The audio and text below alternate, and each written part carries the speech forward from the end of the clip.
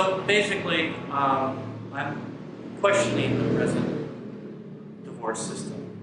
And I'm asking you, when does advocacy become dishonesty? Where is that line? These are very intelligent people that are working in the court system.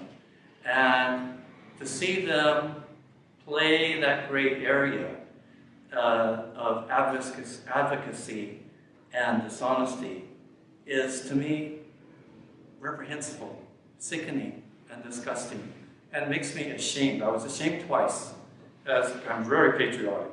I was ashamed twice. One was bombing the Iraq, 500,000 students from Iraq, and they said, basically, we did more harm to them than their dictator.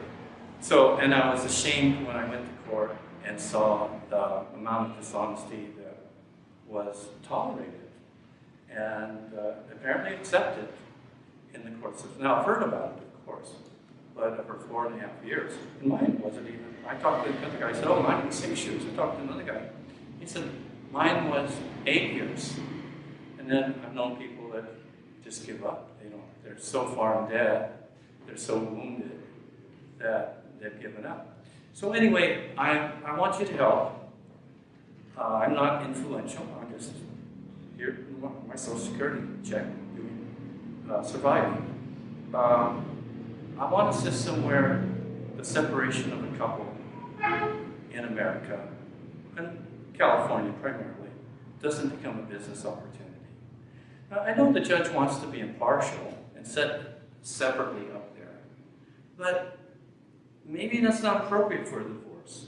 Maybe because of the objective distance, the attorneys have learned that system. They've learned how to manipulate information, block information, withhold information. People sitting around a table probably wouldn't happen. I think you can play the legal system and then learn how to play the legal system because of the objectivity that they want, for criminal cases and other things where I'm sure it's very important to have that sort of distance. But in a divorce, it may not be appropriate. And maybe judges aren't even the right people to be involved in divorce. Maybe you want 2 CPAs, one CPA on one side, one CPA on the other, and maybe one attorney mediator to help these people. And then, of course, they know that in 2 years they can go to a litigator.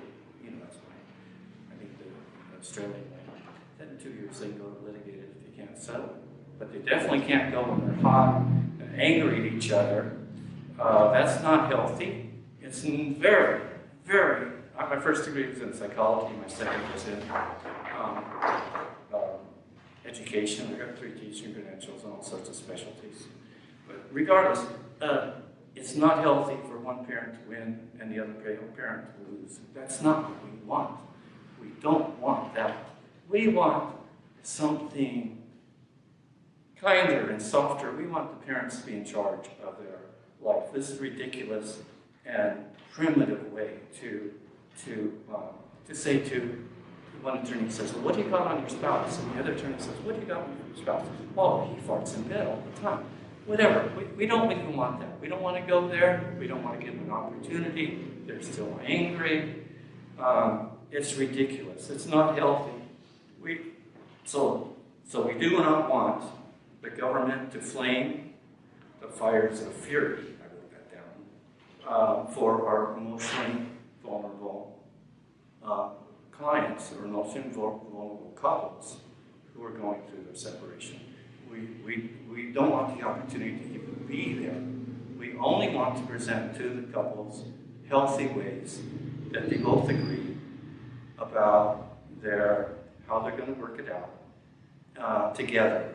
We don't want anyone to dictate, unless it's absolutely necessary, and there's a couple 3-year cooling off period, anyone to dictate, because that's going to cause animosity in our families and also financial ruin.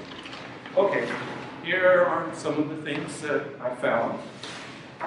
They're helping here. They want, for kids in California, they want the accountability with the judges And I've seen judges that shouldn't be judges.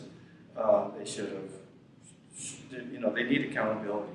Apparently our Commission for Judicial Review in California is rated one of the least effective in the United States. They review like 2% of the cases, and they really don't do much, and they're pretty much worthless. So we're paying taxes for this worthless group that's supposed to be supervising our judges. For me, as a teacher, I have to go back to school. A lot of people require nurses and doctors and stuff. We have to go back to school. I don't know if the judges are. I'm just a teacher, right? Are the judges going back to school and getting training? If we have someone working with divorces, shouldn't they take like a lot of psychology classes? A lot of them. And maybe a specialty. I don't see where a judge that does criminal cases should be, it's inappropriately trained for, maybe we need a specialization like a cardiologist, Okay, so we want the government to not allow people when they're angry to waste all of their money. The kids not going to college. There's plenty of research you can look about what happens to the families in a contested divorce and how harmful it is for the children and for the people. Suicide rates, not going to college, alcoholism. Anyway, so this one is international. I mean, not international, national. This one's California. And this one, it said that the divorce has become an industry of $50 billion a year. That's disgusting. So American people are paying the taxes and everything, $50 billion a year. Even if it's half that, it's still disgusting. So here's the other one. This one I got some of the information about mediation. They talked about how a contested divorce is second to death. So a death in your family, of a family member, or a death is one, and a contested divorce is two. So this one talks about the benefits of mediation. So I like that great. But there's lots of these creative solutions for families. So we're just sharing that with you.